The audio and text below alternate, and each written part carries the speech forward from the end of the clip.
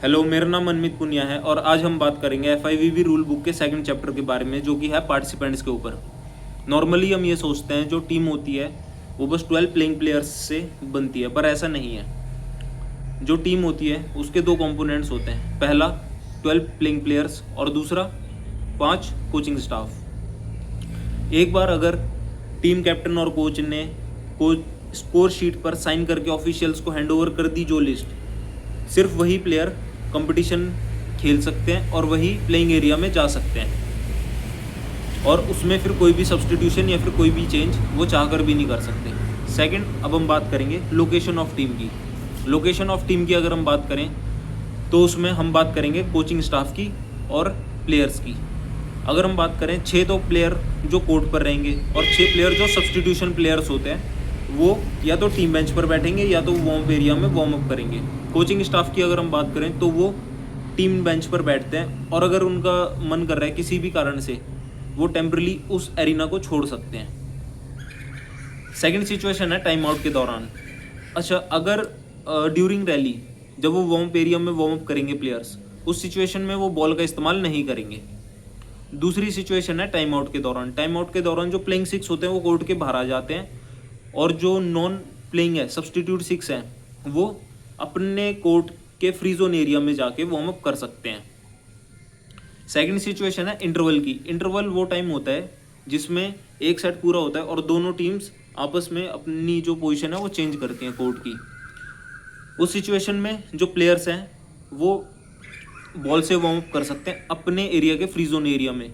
उस सिचुएशन में वो बॉल से वार्म अप तो कर सकते हैं, लेकिन ये कंडीशन है कि वो नेट का इस्तेमाल नहीं करेंगे। नेट वार्म अप वो नहीं करेंगे, जैसे नॉकिंग, सर्विस, ऐसी चीज़ें बिल्कुल नहीं करते।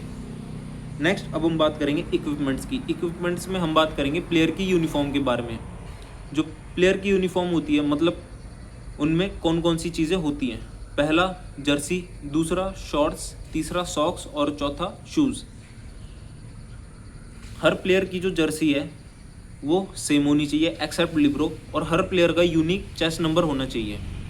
अगर हम चेस्ट नंबर की बात करें तो फ्रंट और बैक दोनों तरफ होना चाहिए, और जो फ्रंट में जो चेस्ट नंबर है उसकी लेंथ 15 सेंटीमीटर होती है, और जो पीछे बैक साइड जो होता है उसकी लेंथ 20 सेंटीमीटर होती है। अगर हम उसकी चौड़ाई की बात करें तो 2 सेंटीमीटर चौड़ाई में वो नंबर लिखे हुए होने चाहिए। नेक्स्ट, अब हम बात करेंगे इक्विपमेंट्स की। इक्विपमेंट तो हो गया, अब चेंज ऑफ इक्विपमेंट्स की बात करेंगे। सपोज़ कि कोई प्लेयर चाह रहा है कि वो बेयर फुट खेले, तो उस सिचुएशन में उसे रेफरी की परमिशन लेनी पड़ेगी, और हद से हद 1 या फिर 2 प्लेयर ही बेयर फुट खेल सकते हैं। इससे ज़्यादा जो ऑफिशियल है वो अलाउड नहीं करेंगे, जो रेफरीज हैं वो अलाउड नहीं कर सकते। अगर किसी प्लेयर को बहुत ज़्यादा हैवी स्वेटिंग हो गई है और वो चाह रहा है कि वो अपनी किट को चेंज करे, तो उस सिचुएशन में भी वो अपनी किट को चेंज कर सकता है, लेकिन उसके लिए कोई स्पेशल उसे टाइम नहीं दिया जाएगा। या तो वो प्लेयर सब्सटीट्यूट होगा किसी प्लेयर से, या फिर उसके लिए टाइम आउट लिया जाएगा। और जब भी वो सब्सटीट्यूट होकर नई किट पहन के आएगा तो वो किट सेम होनी चाहिए और उसका चेस्ट नंबर भी सेम होना चाहिए। नेक्स्ट, अब हम बात करेंगे फॉरबिडन ऑब्जेक्ट्स की। ऐसे ऑब्जेक्ट्स जो कि प्लेयर यूज़ नहीं कर सकते। पहला तो शूज़। ऐसे शूज़ जो प्लेयर की जो नॉर्मल उसकी जो कैपेसिटी है उसे एनहांस करने में हेल्प कर रहे हैं, तो प्लेयर ऐसे शूज़ का इस्तेमाल बिल्कुल नहीं कर सकता।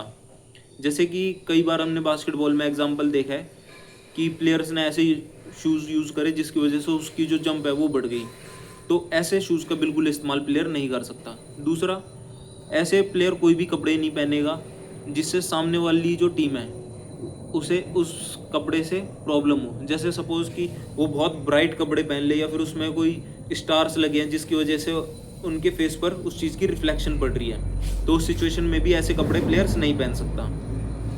थर्ड और लास्ट, अब हम बात करेंगे टीम लीडर्स के बारे में। टीम लीडर कौन कौन होते हैं। टीम लीडर में हम 3 चीज़ों के बारे में बात करेंगे। First is captain. कैप्टन जो होता है वो अपने पूरी टीम का डिसिप्लिन मेंटेन करने के लिए रिस्पॉन्सिबल होता है, और कभी भी रैली में कोई भी डिस्प्यूट हो जाता है तो रेफरी से डिस्कशन करने के लिए सारे प्लेयर्स नहीं जाते, सिर्फ टीम कैप्टन जाता है।